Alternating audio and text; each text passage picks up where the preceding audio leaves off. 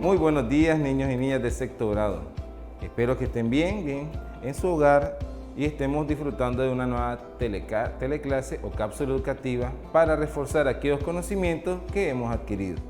El día de hoy en pantalla veremos el contenido que se titula textos expositivos. Veremos lo que es la idea principal y secundaria en párrafos. Ya lo hemos visto este contenido, pero es importante siempre reforzar lo que es la redacción, ¿de acuerdo? Veamos entonces nuestra lectura del día de hoy o fragmento de lectura.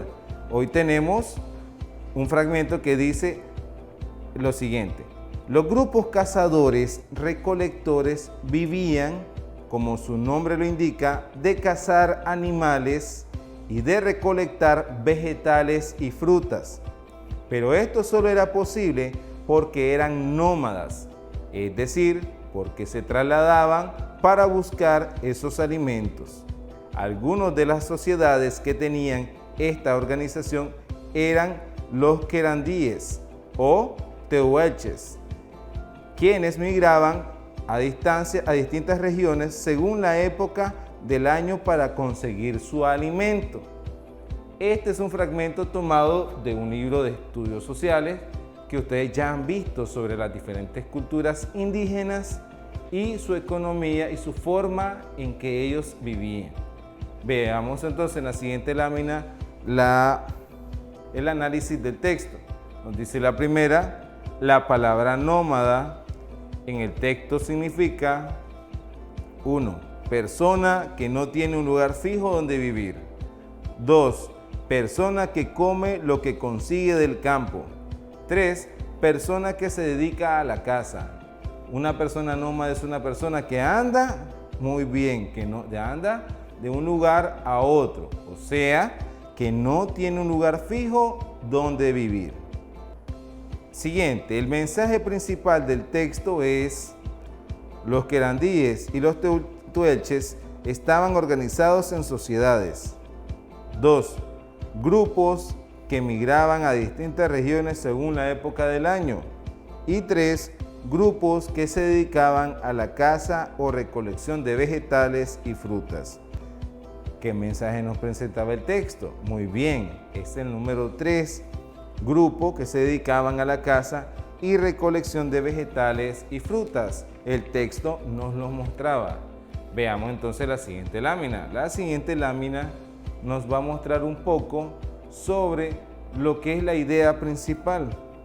Las ideas principales, son fundamentales porque son necesarias para comprender un texto. Las ideas secundarias son complementarias porque generalmente sin ellas se puede comprender un texto. ¿Esto qué quiere decir?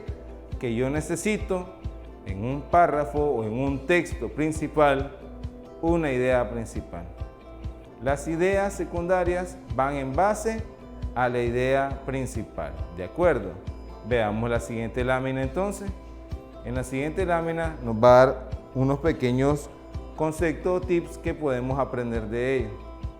Dice ahí, la idea principal: los grupos cazadores recolectores vivían de cazar animales y de recolectar vegetales y frutas.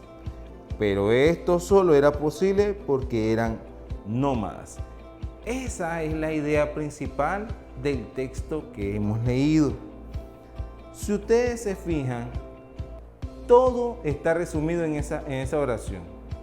Que ellos vivían de la caza y la recolección de frutas o vegetales, que ellos también eran nómadas, todo eso lo dice. Pero, ¿qué otras ideas secundarias son las que le anexan al párrafo?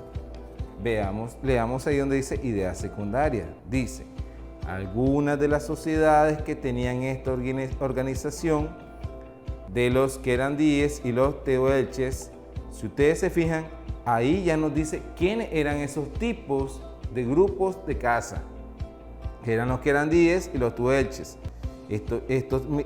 Quienes migraban a distintas regiones según la época del año para conseguir su alimento.